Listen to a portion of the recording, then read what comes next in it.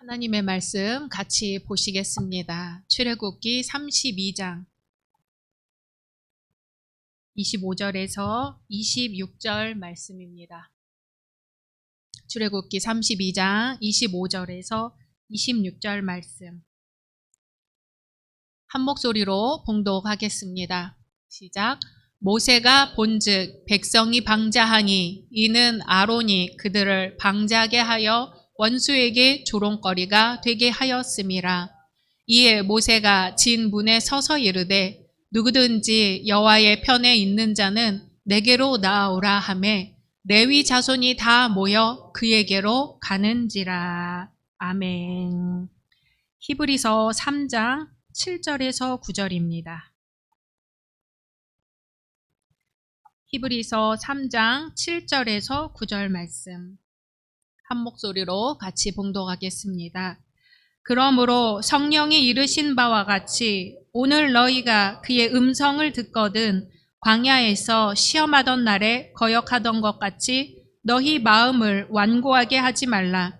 거기서 너희 열조가 나를 시험하여 증언하고 40년 동안 나의 행사를 보았느니라. 아멘.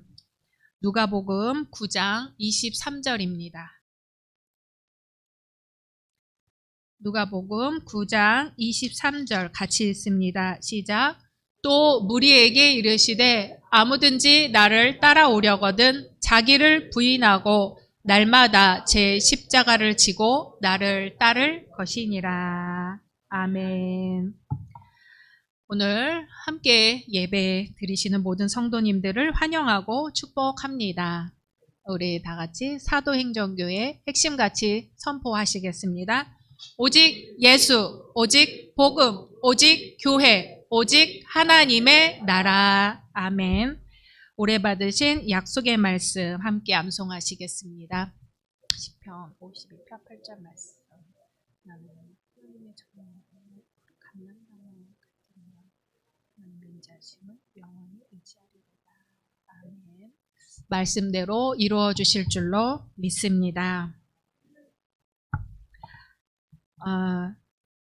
우리 엄주용 반주자가 지금 독일에 유학을 가려고 실기시험을 보려고 나가 있어요. 근데 한 달 정도 더 있을 것 같아요. 그래서 지금 지난주부터 반주자가 바뀌어서 오고 있습니다. 근데 우리 이제 친구, 엄주영 선생의 친구, 고등학교 친구래요. 제가 오늘 처음 만났어요. 처음 만나서 교회 반주를 해본 적이 있느냐고 아주 자연스럽게 물었죠. 반주를 해본 적이 없대요. 교회를 다녀본 적은 있느냐고 물었어요. 그랬더니 할머니가 돌아가실 때까지 다녔다는 거예요. 그래서 참 교회를 다녀보지 않은 친구가 나 그 실기시험 보러 갈 테니까 우리 교회 반주 좀 해줘라 해서 뭐라고 구슬르고 뭐라고 부탁을 해서 왔는지는 모르겠어요. 그런데 반주를 해본 적도 없고 근래 교회를 다녀보지도 않았는데 무엇이 이 친구의 마음을 교회로 오게끔 이끌었을까? 제가 그 마음에 감동이 되어서 자꾸 이제 눈물이 나는 거예요. 할머니가 살아계실 때까지 교회를 다녔다. 우리 교회가 지금 교회 학교가 아직 여러 가지로 부족하고 준비 중에 있습니다. 할머니 할아버지가 지금 많이 계시죠. 근데 할머니 할아버지의 신앙으로 이런 친구가 어느 날 갑자기 불쑥 나도 모르게 교회에 오는 거예요. 예전에 한번 제가 설교 시간 드린 말씀이 있어요. 친구 목사님이 이제 미국 감리교회 목사님인데 부부간 목사님이죠. 여자 목사님이 그 일리노이 주립대학에서 교목실을 없애려고 하는 거예요. 기독교가 이제 다 망해가는 거죠. 그런데 그 역사상, 학교 역사상 처음으로 아시아계 이 여성 목사님에게 한번 맡겨보자. 이유는 단 하나, 부흥을 경험한 세대다. 한국이란 나라에서 부흥을 경험한 목사이니까 그 사람에게 맡겨보자. 이현신 목사에게 맡겨보자 하고 교단에서 정했죠. 하는 일이라고는 밥 퍼주는 거예요. God loves you. 하나님은 당신을 사랑하신다는 플랜카 하나 붙이고 밥을 나눠주기 시작해요. 미국 학생들이 밥을 굶는데요. 많이들. 주일날 밥을 나눠주기 시작해요. 그렇게 하자 학생들이 다가와요. 다가와서 뭐라고 하냐면 목사님이 뭘 하려고 하시는지 모르겠지만 제가 목사님과 함께하고 싶습니다. 그래서 알아봤더니 어렸을 때 할머니 손잡고 교회 다녔던 학생이 다가오는 거죠. 아마 할머니의 기도가 우리 친구의 마음을 움직였을 것 같아요. 내가 박수로 격려해 주시기 바랍니다. 당황스러울 거예요, 갑자기. 처음 만나는 목사가. 오늘 말씀 속으로 들어가 보겠습니다. 우리가 지난번에 광야라는 제목의 말씀을 나누었어요. 광야는 황량하고 외로운 곳이죠. 동시에 우선순위가 무엇인지 깨닫고 주님의 보살핌을 받는 곳이라는 말씀을 나눴습니다. 광야는 동전의 양면과도 같이 두 얼굴을 갖고 있습니다. 우리가 살아가는 인생길, 광야. 이 광야에서 우리는 하나님의 음성을 듣게 됩니다. 하나님의 음성을 들을 때 어떻게 해야 하는지 오늘 히브리서 말씀을 통해 말씀하십니다. 히브리서 3장 7절 9절 다시 한번 읽겠습니다. 시작. 그러므로 성령이 이르신 바와 같이 오늘 너희가 그의 음성을 듣거든 광야에서 시험하던 날에 거역하던 것 같이 너희 마음을 완고하게 하지 말라. 거기서 너희 열조가 나를 시험하여 증언하고 40년 동안 나의 행사를 보았느니라. 아멘. 좀 더 쉽게 풀어 설명하면 너희가 오늘 하나님의 음성을 듣게 되거든 광야에서 유혹을 받고 반역하던 때처럼 완악한 마음을 품지 말아라. 너희 조상들은 광야에서 40년간이나 하나님이 하시는 일을 보고도 하나님을 시험 삼아 떠보았다. 사람은 살면서 누구나 이 광야를 지날 수밖에 없습니다.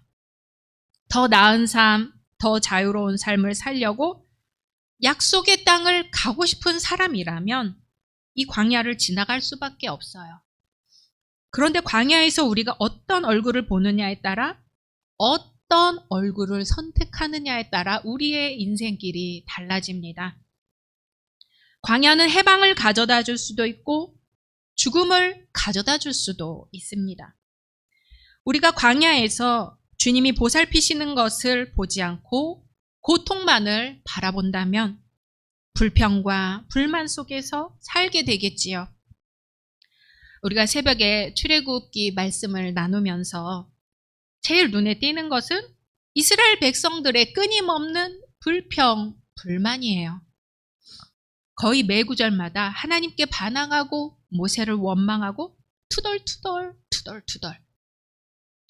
도대체 이스라엘 백성 안에는 무엇이 있길래 그렇게 하나님의 돌보심은 보지 못하고 불평, 불만이 가득한 걸까요?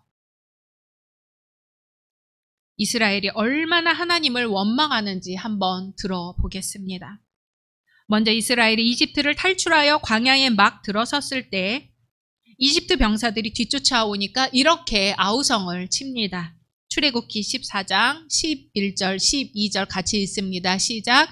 그들이 또 모세에게 이르되 애굽에 매장지가 없어서 당신이 우리를 이끌어내어 이 광야에서 죽게 하느냐? 어찌하여 당신이 우리를 애굽에서 이끌어내어 우리에게 이같이 하느냐? 우리가 애굽에서 당신에게 이른 말이 이것이 아니냐 이르기를 우리를 내버려 두라 우리가 애굽 사람을 섬길 것이라 하지 아니하더냐. 애굽 사람을 섬기는 것이 광야에서 죽는 것보다 낫겠노라. 아멘. 어느 정도 광야길에 들어선 뒤 마실 물이 떨어지자 이스라엘 백성이 하나님께 대들어요. 얼마나 대들었던지 그 장소 이름이 대들다, 반역하다란 뜻의 마라입니다. 신 광야에 먹을 게 없다고 원망하는데 그 원망 한번 또 들어볼까요? 출애굽기 16장 3절 같이 읽습니다. 시작. 이스라엘 자손이 그들에게 이르되 우리가 애굽 땅에서 고기가마 곁에 앉아있던 때와 떡을 배불리 먹던 때에 여호와의 손에 죽었더라면 좋았을 것을 너희가 이 광야로 우리를 인도해내어 이 온 회중이 줄여 죽게 하는도다. 아멘. 이스라엘 백성들이 원망하면서 꼭 하는 말이 있습니다. 이집트에서 노예살이 하는 것이 힘들어 하나님께 부르짖었는데 이제는 그 이집트가 생각나서 못 살겠는 거예요. 죽을 힘을 다해 하나님께 부르짖어서 간신히 빠져나온 곳이 이집트죠. 그런데 이스라엘이 광야에서 고통의 얼굴을 보는 것은 또 이집트 때문이에요. 그런데 이스라엘이 광야에서 고통의 얼굴만 바라보는 것은 이 이집트를 놓고 싶지가 않습니다. 이스라엘이 광야 생활을 못 받아들이고 끊임없이 하나님을 원망하고 반항하는 것은 단순히 물과 음식이 없어서가 아니에요. 해방도 좋고 약속의 땅도 좋고 다 좋아요. 그런데 왜 이런 고생을 해야 하느냐 이겁니다. 다른 말로 하면 부활만 있으면 됐지 왜 십자가가 있느냐 그거지요. 이스라엘 백성이 하나님을 원망할 때마다 매번 이집트를 그리워하는 이유가 뭘까요? 하나님께서 마련해 놓으신 약속의 땅, 자유의 땅도 포기하고 싶을 만큼 이집트를 생각나게 하는 게 뭘까요? 이집트는 세속 문화의 상징입니다. 이스라엘 백성이 광야에서 못내 그리운 것은 이집트의 세속 문화예요. 고기도 구워 먹고 술도 마시고 한바탕 즐기고 금송아지 앞에서 춤도 추는 그런 삶이죠. 이스라엘이 이집트를 그리워하는 장면을 한번 보겠습니다. 민수기 11장 4절에서 6절입니다. 시작. 그들 중에 섞여 사는 다른 인종들이 탐욕을 품음에 이스라엘 자손도 다시 울며 이르되 누가 우리에게 고기를 주어 먹게 하랴. 우리가 애굽에 있을 때에는 값없이 생선과 오이와 참외와 부추와 파와 마늘들을 먹은 것이 생각나거늘 이제는 우리의 기력이 다하여 이 만나 외에는 보이는 것이 아무것도 없도다 하니. 아멘. 얼마나 이집트의 문화가 중독적인지 오늘 말씀에는 그렇게 안 나와 있지만 공동번역 성경에 보면 보기만 해도 지긋지긋한 이 만나밖에 없다니 이렇게 번역이 되어 있어요. 보기만 해도 지긋지긋하다. 물에 빠진 사람 건져주었더니 보따리 내놓으란 말이 딱 이 말씀입니다. 하나님께서 굶어 죽지 않도록 만나를 내려주었더니 그 만나 때문에 입맛 떨어졌다는 거예요. 이게 바로 우리 모습입니다. 400년간의 노예 생활이란 이런 거지요. 노예 삶에서 해방되기 위해서는 노예 근성을 털어버려야 합니다. 그러려면 광야의 삶이 필수적이라는 것을 머리로는 이해해도 그 사실을 마음으로는 받아들이지를 못합니다. 다시 이집트로 돌아가서 고깃가마 곁에 앉아 떨어진 고기 부스러기를 주워 먹는 노예가 되고 싶다. 채찍질을 당해 피가 터져도 이집트인이 먹다 남긴 생선과 파와 마늘을 주워 먹던 그 노예 시절로 되돌아가고 싶다. 해방된 삶으로 가는 광야의 삶보다는 기억 속에 남아있는 이집트의 삶이 익숙하고 편안하게 느껴집니다. 이스라엘이 누군가요? 바로 우리들입니다. 우리는 쾌락, 학벌, 명예, 이런 세속의 가치에 중독되어 살아가고 있습니다. 우리 대부분은 광야를 받아들이지 못하고 저항하면서 살아갑니다. 덧없는 것에 목숨을 걸어요. 변화를 두려워합니다. 우리가 있는 자리가 익숙해서, 우리가 살고 있는 이 세상이 익숙해서, 그 자리가 아무리 우리를 구속하고 비참하게 만든다 할지라도 그냥 그 자리에 머물러 있으려고 합니다. 광야는 십자가입니다. 십자가 없는 인생은 없지요. 주님께서는 너희는 매일 십자가를 지고 나를 따르라고 말씀하십니다. 누가복음 9장 23절 같이 읽어보겠습니다. 시작. 또 무리에게 이르시되 아무든지 나를 따라오려거든 자기를 부인하고 날마다 제 십자가를 지고 나를 따를 것이니라. 아멘. 우리가 주님의 제자로서 충실히 살려면 매일같이 십자가를 지고 주님을 따라가야 합니다. 매일매일 십자가를 져야 합니다. 우리만이 짊어질 수 있는 십자가가 있어요. 광야는 두 얼굴이 있다고 했지요. 같은 것을 겪는데 그 안에 두 가지 선택지가 있습니다. 이스라엘 백성처럼 불평불만으로 원망하면서 세상을 보낼 것인가? 세월을 보낼 것인가? 아니면 그 안에서 보살피시는 하나님을 만날 것인가? 두 가지 선택지가 있습니다. 중세의 수도사 에카르트는 이렇게 말했지요. 하나님께 도달하는 과정은 영혼에 무엇을 덧붙이는 것이 아니라 영혼에 묻은 그 무엇을 털어내는 것이다.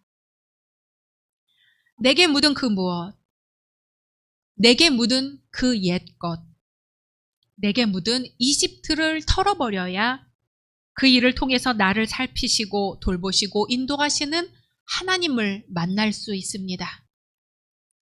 우리가 할 일은 영혼에 묻은 그 무엇을 털어내는 것이고 자기의 한 부분을 부숴버리는 것이고 새로운 가치를 위해 과거의 가치를 버리는 것입니다. 광야에서 우리는 부서지고 부서지면서 존재 자체가 변화되고 진정한 자기 자신이 되고 하나님의 사람이 되는 것이지요. 내게 묻은 것을 걷어냈더니 하나님이 그제야 보입니다. 어떤 엄마가 자식을 키우면서 너무나 힘이 든 거예요. 아이 키우면서 꾹꾹 참고 살았어요. 우리가 뉴스에서 독박 육아라고 들어보지요. 아이를 키우는데 독박 썼다는 것입니다. 부부가 아이들을 같이 키우는 게 아니라 어느 한 사람이 혼자서 대부분 그 짐을 감당하는데 그것을 독박 육아라고 표현합니다. 매스컴에서는 쉽게 나오지만 또 그동안 엄마들이 혼자서 의뢰 아이들을 키워왔지만 그렇게 간단하지가 않아요. 어느 강사가, 이 강사는 남자입니다.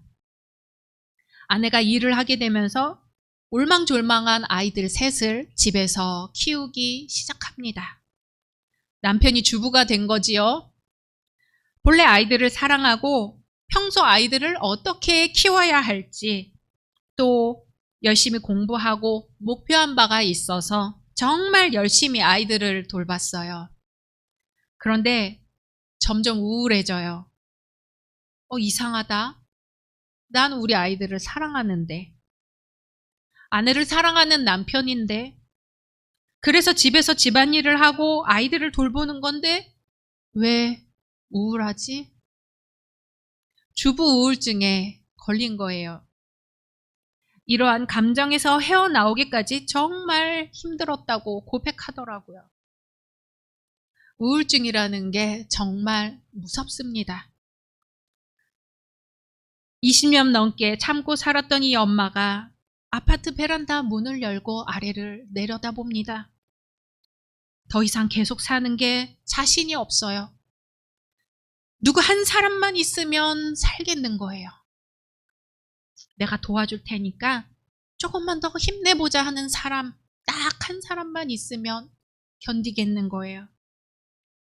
아래에는 푸른 나무가 우거져 있는데 너무 좋은 푸르른 계절이에요. 지금 생을 끝내자니 그동안 자신을 지탱해 주셨던 하나님이 생각이 나요. 내가 힘들긴 했지만 때때로 돕는 사람을 붙여주셔서 친정엄마가 다녀가시고 시어머니가 다녀가시고 친구가 따뜻한 밥 한 끼 사준 것이 생각이 납니다. 그래서 눈물을 흘리며 문을 닫았습니다. 남편들도 마찬가지지요. 남자는 강해야 한다. 눈물을 보여서는 안 된다는 사회 통념이 있습니다. 힘든 일을 꾹 참고 견딥니다. 직장에서의 스트레스, 가정에 돌아오면 스트레스, 은퇴하면 홀가분할 줄 알았는데 찾아오는 허탈감, 결혼할 사람에게 행복하게 해주겠다면서 희망찬 청사진을 그렸지만 아내는 자기 때문에 힘들어하고 자식들도 아빠를 어려워합니다. 도대체 생전 처음 맞는 이러한 감정들을 다루기가 너무너무 힘이 드는 거지요. 참아도 참아지지가 않고 마음은 저 밑으로 가라앉습니다. 서울대에서 학생들을 대상으로 조사를 했는데 응답자의 40%가 우울증을 앓고 있다고 대답했습니다. 다른 조사에서도 자신이 겪고 있는 문제 중 가장 큰 문제가 뭐냐고 물었더니 학업이나 진로의 문제가 아니라 심리 문제가 가장 크다고 대답했답니다. 완벽주의에 대한 강박감, 학창시절 늘 좋은 성적을 유지해오다 대학에서 만나게 되는 실패에 대한 두려움, 입시에만 초점을 맞춰 지내오느라 대인관계를 어떻게 해야 할지 모르는 데서 오는 어려움, 신체적, 정신적으로 에너지를 모두 써버려서 무기력해지는 번아웃 증후군. 쉘 실버스타인이라는 작가가 쓴 아낌없이 주는 나무라는 책이 있지요. 나무는 아이에게 모든 것을 줍니다. 그늘이 되어주고 매달려 놀게 해주고 아이가 청년이 되어서는 나무에서 사과를 따가게 하고 가지를 자르게 하고 몸통을 자르게 하고 청년이 되었던 아이가 이제는 나이가 들어 찾아왔을 때 나무는 밑동만 남았지만 그 밑동마저도 아이에게 앉아서 쉬라고 내어줍니다. 나무는 왜 아이에게 자신의 모든 것을 주는 걸까요? 아이는 왜 나무에게서 모든 것을 가져가는 걸까요? 그림을 보며 잔잔한 이야기를 읽어가다 딱 걸리는 부분이 있더라고요. 내 줄기를 베어다가 배를 만들렴. 나무가 말했습니다. 그러면 너는 멀리 떠날 수 있고 행복해질 수 있을 거야. 그러자 소녀는 나무의 줄기를 베어내서 배를 만들어 타고 멀리 떠나버렸습니다. 그래서 나무는 행복했지만 정말 그런 것은 아니었습니다. 그래서 나무는 행복했지만 정말 그런 것은 아니었습니다. 작가인 쉘 실버스타인은 우리가 쉽게 떠올릴 수 있는 것처럼 이 나무처럼 살아가는 어머니들에 대해 쓴 글이라고 합니다. 항상 다 주는 어머니의 희생이 얼마나 숭고한지, 얼마나 존경받아 마땅한지를 알리려고 쓴 글이 아니라 다 주는 나무는 행복했지만 정말 그런 것은 아니었다고 그걸 알리려고 쓴 글이라고 합니다. 광야 이야기가 먼 옛날 이스라엘 이야기가 아니라 딱 우리 이야기입니다. 딱 내 얘기예요. 조금만 힘들어도 불평불만, 조금만 어려워도 하나님이 내 곁에 계신 걸 의심합니다. 광야에는 두 얼굴이 있다. 같은 광야를 걷는데도 누구는 불평불만의 얼굴을 보고 누구는 우리를 보살피시는 하나님을 만난다. 말하기는 쉽지요. 그런데 누가 불평불만만 하고 싶어서 하나요? 못 견디게 힘드니까 그렇지요. 매일매일 자기 십자가를 지고 나를 따라오라는 예수님의 말씀. 머리로는 이해가 되지만 내 마음은 이 십자가를 감당할 수가 없습니다. 그런데 자꾸 십자가를 지래요. 나는 십자가에 짓눌려 바닥에 처박혀 있는데요. 이미 일어날 힘조차 없는데 자꾸 십자가를 지래요. 아주 오랫동안 교회가, 신학자들이 이 십자가를 고통받는 이들의 고통을 정당화하기 위해서 이용해 왔습니다. 당신들이 진정 예수님을 믿는다면 이 십자가를 져야 합니다. 믿음이 있다는 걸 증명하려면 이 십자가를 지시오. 그러면서 고통받는 이들의 고통을 외면해 왔습니다. 계속 그 고통을 당하고 살도록 모른 척 했어요. 그 고통을 견뎌야 천국 갈 수 있다면서 죽어서 가는 천국을 설파해 왔습니다. 왜요? 교회가, 신학자들이 가진 자들의 편에 있었거든요. 힘 있는 자들의 편에 있었거든요. 더 큰 목소리 편에 있었거든요. 낮은 자리가 아니라 높은 자리에 있는 사람들의 편에 있었습니다. 예수님이 지신 십자가는 억울한 재판을 당해서 지게 된 십자가였습니다. 예수님이 지신 십자가는 유대교 최고의회 산헤드린이 하나님의 공의를 외면해서 지게 된 십자가였습니다. 예수님이 지신 십자가는 로마 총독 빌라도가 예수님이 무죄인 걸 알면서도 밀란이 날까 두려워 무죄라고 선포를 했어야 함에도 불구하고 정의 앞에서 침묵해서 지게 된 십자가였습니다. 나는 지금 어느 편에 서 있는가? 모세가 시내산에서 하나님의 말씀을 듣느라 40일 동안 내려오지 않죠. 그러자 이스라엘 백성들은 아론을 부추겨 금송아지를 만들고 춤을 추기 시작합니다. 모세가 내려와 보니 딱 이집트 노예살이 하던 그때 그 모습을 똑같이 하고 있는 거예요. 몸은 출애굽했지만 정신은 여전히 노예살이 할 때 그 모습 그대로입니다. 모세가 말합니다. 누구든지 여호와의 편에 있는 자는 내게 나아오라. 누구든지 애굽의 편이 아니라 하나님의 편에 있는 자는 내게로 나아오라.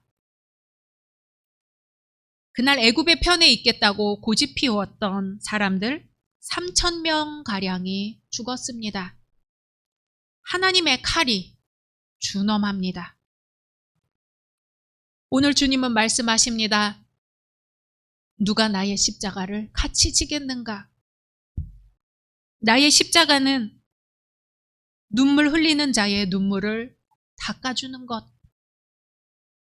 고통당하는 이의 손을 잡아주는 것, 비를 맞는 이와 함께 비를 맞아주는 것, 배고픈 이들과 밥을 나누어 먹는 것. 광야는 주님 편에 설 것인가, 주님 편에서 멀어질 것인가 결단하고 실천하는 장소입니다. 주님의 말씀입니다. 아무든지 나를 따라오려거든 자기를 부인하고 날마다 제 십자가를 지고 나를 따를 것이니라. 아멘. 함께 침묵으로 기도하겠습니다.